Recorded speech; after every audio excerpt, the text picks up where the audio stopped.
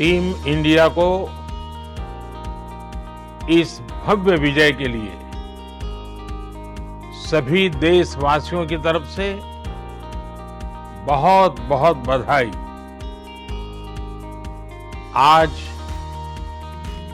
140 करोड़ देशवासी आपके इस शानदार प्रदर्शन के लिए गर्व अनुभव कर रहे हैं। खेल के मैदान में आपने वर्ल्ड कप जीता, लेकिन हिंदुस्तान के हर गांव, गली, मोहल्ले में आपने कोटि कोटि देशवासियों का दिल जीत लिया। और ये टूर्नामेंट एक विशेष कारण से भी याद रखी जाएगी।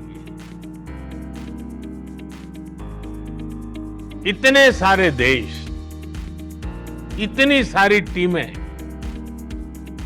और एक भी मैच हारना नहीं, ये छोटी उपलब्धि नहीं है।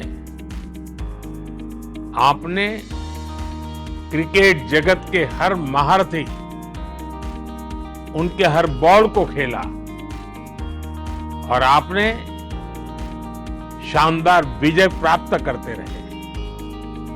एक के बाद एक विजय की इस परंपरा ने आपके हौसले को तो बुलंद कर दिया, लेकिन इस पूरी टूर्नामेंट को भी रसप्रद बना दिया, रोचक बना दिया।